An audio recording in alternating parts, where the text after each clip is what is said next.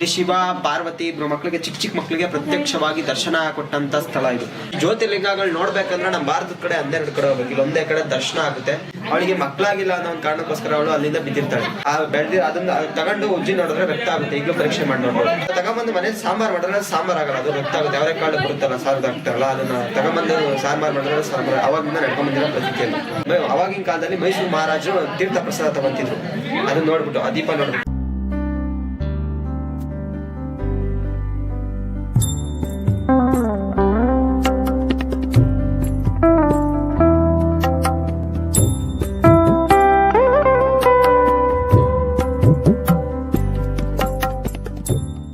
ಇವತ್ತು ನಾವಿರುವಂಥ ಪ್ಲೇಸ್ ಬಂದು ಶಿವಗಂಗೆ. ಇದನ್ನು ದಕ್ಷಿಣದ ಕಾಶಿ ಅಂತಲೇ ಕರೀತಾರೆ. ಸೊ ಇವತ್ತು ನಾವು ಇದ್ರ ಬಗ್ಗೆ ನಿಮಗೆ ಹೆಚ್ಚಿನ ಮಾಹಿತಿನ ತಿಳಿಸ್ಕೊಡ್ತಾ ಹೋಗ್ತೀವಿ. ಬನ್ನಿರಿ ಮೇಲೋಣ.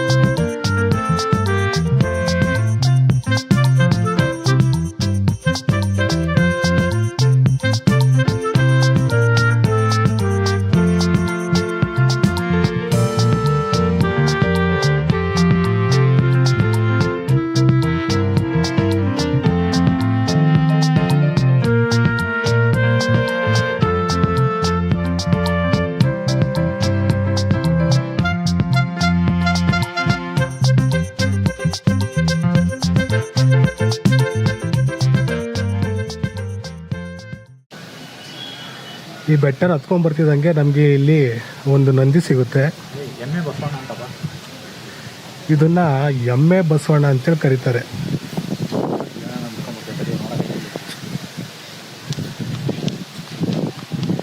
ಈ ಬೆಟ್ಟದ ವಿಶೇಷತೆ ಏನಪ್ಪ ಅಂತಂದರೆ, ಇದು ಫುಲ್ಲು ಬ್ಲ್ಯಾಕ್ ಗ್ರಾನೈಟಿಂದ ಈ ಬೆಟ್ಟ ಫುಲ್ ಇದೆ. ಹಾಗೆ ಇದನ್ನು ದಕ್ಷಿಣದ ಕಾಶಿ ಅಂತಲೂ ಕರೀತಾರೆ. ಈ ಬೆಟ್ಟ ಬೆಂಗಳೂರಿಂದ 54 ಕಿಲೋಮೀಟ್ರು, ಡಾಬಸ್ಪೇಟೆಯಿಂದ 7 ಕಿಲೋಮೀಟ್ರು ಹಾಗೂ ತುಮಕೂರಿಂದ 20 ಕಿಲೋಮೀಟ್ರ್ ದೂರದಲ್ಲಿ ನಮಗೆ ಬೆಟ್ಟ ಸಿಗುತ್ತೆ. ಬೆಟ್ಟದಲ್ಲಿ ನಾವು ಎಂಟ್ರಿ ಆಗ್ತಿದ್ದಂಗೆ ಒಂದು ಗಣಪತಿ ದೇವಸ್ಥಾನ, ಹಾಗೆ ಒಂದು ಶಿವನ ದೇವಸ್ಥಾನ, ಹಾಗೆ ಬರ್ತಾ ಬರ್ತಾ ಬರ್ತಾ ಇಲ್ಲಿ ಎಮ್ಮೆ ಬಸವ ಅಂತ ಹೇಳ್ಬಿಟ್ಟು ಒಂದು ಕಲ್ಲು ಸಿಗುತ್ತೆ, ಒಂದು ನಂದಿ.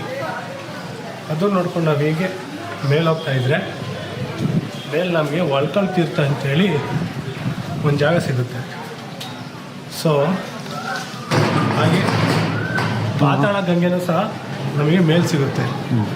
ನಾವೀಗ ನೆಕ್ಸ್ಟು ಅಲ್ಲಿಗೆ ಹೋಗೋಣ ಬನ್ನಿ.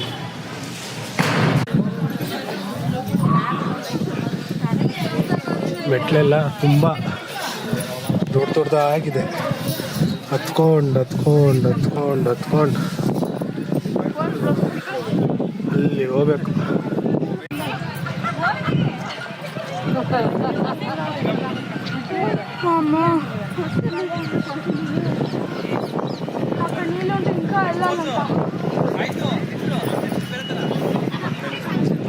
ಈ ಥರ ಅರ್ಧಕ್ಕೆ ಹತ್ತದಲ್ಲೇ ಫುಲ್ ಸುಸ್ತಾಗೋಯ್ತು. ಇನ್ನೂ ಬೆಟ್ಟ ಇನ್ನೂ ಅರ್ಧ ಬಾಕಿ ಇದೆ. ಇನ್ನೂ ಅರ್ಧ ಬೆಟ್ಟ ಹತ್ಕೊಂಡು ಹೋಗೋಷ್ಟೊಳಗಡೆ ಗೊತ್ತಾಯ್ತದೆ. ತುಂಬ ಕಷ್ಟ ಯಪ್ಪ. ಮೆಟ್ಲು ಹತ್ಕೊಂಡು ಬರೋಷ್ಟೊಳಗಡೆ ಉಸಿರು ಎಲ್ಲ ಮೇಲೆ ಕೆಳಗೆ ಆಗೋಯ್ತದೆ.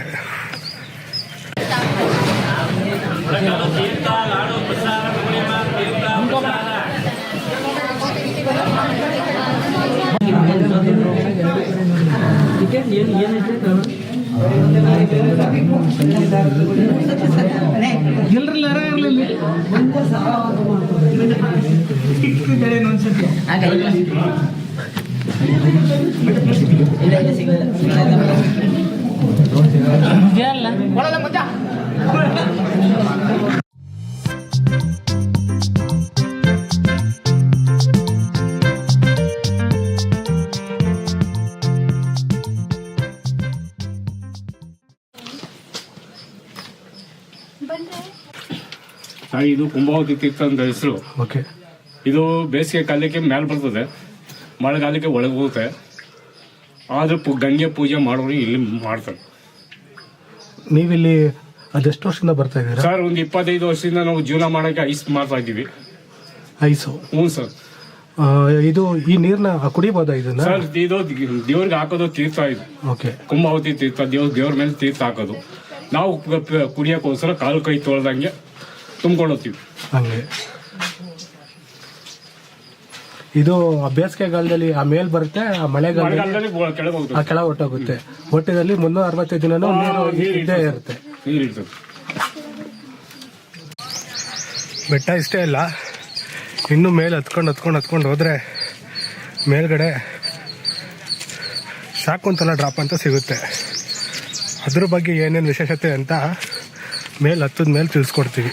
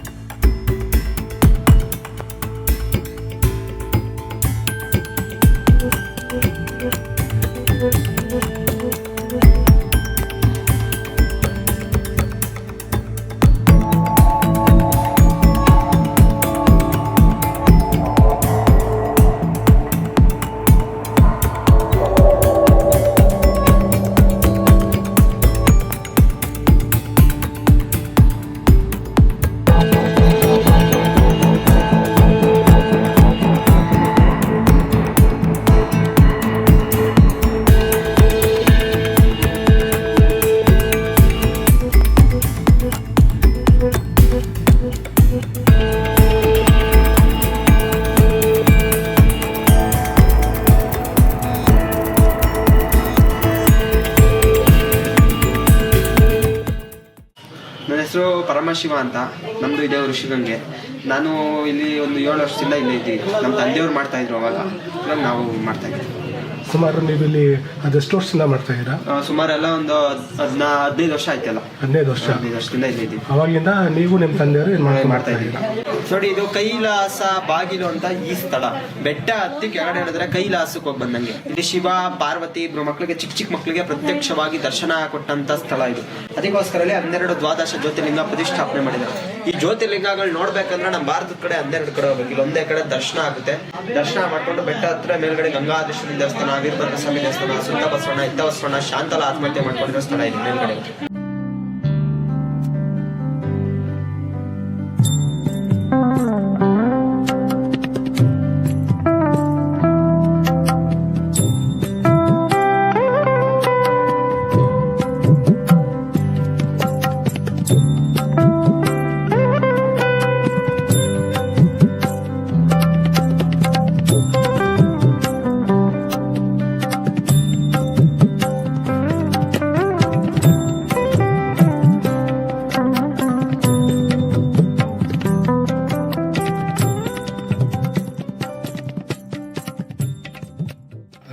ಶಾಂತಲ ಅಂದ್ರೆ ಯಾರು? ಶಾಂತಲ ಅಂದ್ರೆ ಬೇಲೂರು ಹಳೆಬೀಡು ವಿಷ್ಣುವರ್ಧನ ಹೆಂಡತಿ, ನಾಟ್ಯ ರಾಜನ ಹೆಂಡತಿ. ಅವಳಿಗೆ ಮಕ್ಕಳಾಗಿಲ್ಲ ಅನ್ನೋ ಒಂದು ಕಾರಣಕ್ಕೋಸ್ಕರ ಅವಳು ಅಲ್ಲಿಂದ ಬಿದ್ದಿರ್ತಾಳೆ. ಅವಳು ಬೀಳ್ಬೇಕಾದ್ರೆ ಸೊಂಟಕ್ಕೆ ಅರಳು ಅವರೆಕಾಳು ಕಟ್ಕೊಂಡು ಬಿದ್ದಿರ್ತಾಳೆ. ಅವಳು ಬಿದ್ದಂತ ಸ್ಥಳದಲ್ಲಿ ಅರಳು ಅವರೆಕಾಳು ಈಗಲೂ ಬೆಳೆದಿದೆ. ಅದನ್ನ ತಗೊಂಡು ಉಜ್ಜಿ ನೋಡಿದ್ರೆ ರಕ್ತ ಆಗುತ್ತೆ. ಈಗಲೂ ಪರೀಕ್ಷೆ ಮಾಡಿ ನೋಡ್ಬೋದು. ಈಗಲೂ ಹಿಂದೆಗಡೆ ಹೋಗ್ಬೇಕು. ಅದು 4000 ಅಡಿ ಕೆಳಗಡೆ ಹೋಗ್ಬೇಕು. ಅದು ಹಿಂದೆಗಡೆ ಬರ್ಬೇಕು. ಅದು ಇಲ್ಲಾಂದ್ರೆ ಅದನ್ನ ತಗೊಂಬಂದು ಮನೇಲಿ ಸಾಂಬಾರ್ ಮಾಡಿದ್ರೆ ಸಾಂಬಾರ್ ಆಗಲ್ಲ, ಅದು ರಕ್ತ ಆಗುತ್ತೆ. ಅವರೆಕಾಳು ಬರುತ್ತಲ್ಲ, ಸಾರು ಹಾಕ್ತಾರಲ್ಲ, ಅದನ್ನ ತಗೊಂಬಂದು ಸಾಂಬಾರ್ ಮಾಡಿದ್ರೆ ಸಾಂಬಾರ್. ಅವಾಗಿಂದ ನಡ್ಕೊಂಡ್ ಬಂದಿರೋ ಪ್ರತಿಕ್ರಿಯೆ. ಮತ್ತೆ ಉರಿಕಂಬ, ತೀರ್ಥಕಂಬ ಅಂತ ಇದೆ ಮೇಲ್ಗಡೆ ಹೋದ್ರೆ. ಒಂದು ಮುಂದೆಗಡೆ ಇದೆ ಉರಿಕಂಬ ಅಂತ. ಉರಿಕಂಬದಲ್ಲಿ ಕಿರ್ದಿಗಳಿಗೆ ದೀಪಾವಳಿ ಅಂತ ಬರುತ್ತೆ. ಆ ದೀಪಾವಳಿ ಟೈಮಲ್ಲಿ ದೀಪ ಹಚ್ತಾರೆ ಮೇಲ್ಗಡೆ. ಕಿರ್ದಿಗಳಿಗೆ ಟೈಮಲ್ಲಿ ದೀಪ ಹಚ್ತಾರೆ. ಅದು ಅವಾಗಿನ ಕಾಲದಲ್ಲಿ ಮೈಸೂರು ಮಹಾರಾಜರು ತೀರ್ಥ ಪ್ರಸಾದ ತಗೊಂತಿದ್ರು. ಅದನ್ನ ನೋಡ್ಬಿಟ್ಟು, ಆ ದೀಪ ನೋಡ್ಬಿಟ್ಟು. ಮತ್ತೆ ಹಿಂದೆ ಅದ್ರ ಹಿಂದೆ ಕಂಬ ಇದೆ, ತೀರ್ಥ ಕಂಬ ಅಂತ. ಅದು ಜನವರಿ 14 ಮೊನ್ನೆ ಆಯ್ತು. ಜನವರಿ 14 ಮಕರ ಸಂಕ್ರಾಂತಿ ದಿವಸ ತೀರ್ಥ ಬರುತ್ತೆ ಅಲ್ಲಿ.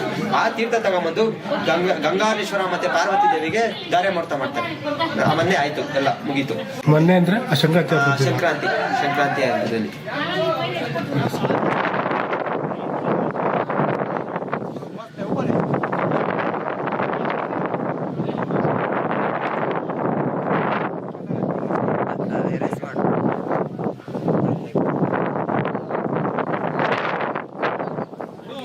ಈ ಜಾಗ ಯಾವುದಪ್ಪ ಅಂತಂದರೆ ರಾಜ ವಿಷ್ಣುವರ್ಧನ ಅವನ ಹೆಂಡತಿ ನಾಟ್ಯರಾಣಿ ಶಾಕುಂತಲೆ ತನಗೆ ಮಕ್ಕಳಾಗಿಲ್ಲ ಅಂತೇಳಿ ಡಿಪ್ರೆಷನ್ಗೆ ಹೋಗಿ ಆತ್ಮಹತ್ಯೆ ಮಾಡ್ಕೊಂಡಿದ್ದ ಸ್ಥಳ ಇದು.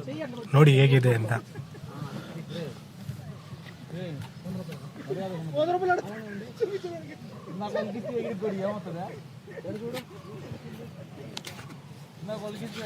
ಇಲ್ಲಿ ಈ ಜಾಗಕ್ಕೆ ನಾವು ಬರಬೇಕಾದ್ರೆ ನಾವು ಕೆಳಗಡೆಯಿಂದ ಪ್ರತಿಯೊಂದು ಫಲಕದಲ್ಲೂ ಅಬ್ಸರ್ವ್ ಮಾಡ್ಕೊಂಡು ಬರ್ತಾ ಇರ್ತೀವಿ. ಇಲ್ಲಿ ಪ್ಲಾಸ್ಟಿಕ್ ಅನ್ನು ಬಳಸಬೇಡಿ, ಪ್ಲಾಸ್ಟಿಕ್ ಅನ್ನು ತರಂಗಿಲ್ಲ ಅಂತ ಅಂತಾರೆ. ಆದ್ರೆ ನೋಡಿ ಇಲ್ಲಿ ನಾವು ನೋಡಿ ಜಾಗದಲ್ಲೆಲ್ಲ ಪ್ಲಾಸ್ಟಿಕ್ಸ್ ಬರ್ತಾರೆ, ತಿಂತಾರೆ, ಕುಡಿತಾರೆ. ವಾಟರ್ ಬಾಟಲ್ಸ್ಗಳೆಲ್ಲ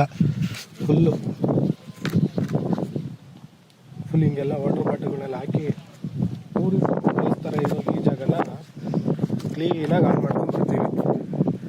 ಅಟ್ಲೀಸ್ಟ್ ತಂದಿದ್ದು ವಾಟರ್ ಬಾಟ್ಲನ್ನಾದರೂ ನೀರು ಕುಡ್ದಾದ್ಮೇಲೆ ಎತ್ಕೊಂಡೋಗಿ ಕೆಳಗಡೆ ಎಲ್ಲಾದ್ರೂ ಬಿಸಾಕೋಣ ಅನ್ನೋದು ಇಲ್ಲ. ನಾವು ಪೂರ್ವದಿಂದ ನೋಡಿದ್ರೆ ನಂದಿ ಥರ, ಪಶ್ಚಿಮದಿಂದ ನೋಡಿದ್ರೆ ಶಿವನ ಲಿಂಗದ ಥರ, ಹಾಗೆ ಉತ್ತರದಿಂದ ನೋಡಿದ್ರೆ ಸರ್ಪದ ಹೆಡೆ ಥರ, ಹಾಗೂ ದಕ್ಷಿಣದಿಂದ ನೋಡಿದ್ರೆ ಗಣಪತಿ ಥರ ನಮಗೆ ಈ ಬೆಟ್ಟ 4 ದಿಕ್ಕಲ್ಲಿ 4 ಕಾಣುತ್ತೆ. 16ನೇ ಶತಮಾನದಲ್ಲಿ ಈ ಗುಡ್ಡ ಶಿವಪ್ಪ ನಾಯಕ ಅನ್ನೋ ಕೋಟೆಯಾಗಿತ್ತು. ಅದಾದಮೇಲೆ ನಾಡಪ್ರಭು ಮಾಗಡಿ ಕೆಂಪೇಗೌಡವರು ಈ ಕೋಟೆಯನ್ನು ಸುಧಾರಿಸ್ತಾ ಬಂದರು. ಈಗಿದು ಶಿವಗಂಗೆಯಾಗಿ ನಿಂತಿದೆ. ಈ ಜಾಗ ಸಂಡೇ ಆಯಿತು ಅಂದರೆ ತುಂಬ ರಶ್ ಆಗಿರುತ್ತೆ. ರಶ್ ಅಂದರೆ ಬರೀ ನಮ್ಮ ಕರ್ನಾಟಕದ ಜನಗಳು ಮಾತ್ರ ಅಲ್ಲ, ಇಲ್ಲಿ ಕೇರಳ, ಆಂಧ್ರ, ತಮಿಳುನಾಡು, ಹೀಗೆ ಬೇರೆ ಬೇರೆ ಜಿಲ್ಲೆ ಹಾಗೂ ಬೇರೆ ಬೇರೆ ರಾಜ್ಯಗಳಿಂದ ಬಂದು ಈ ಜಾಗನ ನೋಡ್ಕೊಂಡು ಹೋಗ್ತಾರೆ. ಈ ಬೆಟ್ಟನ ಫುಲ್ಲು ಹತ್ತಿ ಇಳಿದ್ರೆ ಕೈಲಾಸಕ್ಕೆ ಹೋಗಿ ಬಂದ್ವಿ ಅಂತ ಇಲ್ಲಿನ ಜನಗಳ ನಂಬಿಕೆ. ಈ ಪೂಜಾರಿ ನಮಗೆ ಏನು ಹೇಳಿದ್ರು, ಸಂಕ್ರಾಂತಿ ಹಬ್ಬದ ದಿನ ನೀರು ತಗೊಂಬರ್ತಾರೆ ಅಂತ. ಅದೇ ಈ ಗರುಡಗಂಬ. ಇಲ್ಲಿಂದ ಸಂಕ್ರಾಂತಿ ಹಬ್ಬದ ದಿನ ಪ್ರತಿ ವರ್ಷ ಇಲ್ಲಿಂದ ನೀರನ್ನ ತಗೊಂಡೋಗಿ, ಇದು ಸಂಕ್ರಾಂತಿ ಹಬ್ಬದ ದಿನ ಮಾತ್ರ ಇಲ್ಲಿ ನೀರು ಬರುತ್ತೆ, ಅದೊಂದೇ ದಿನ.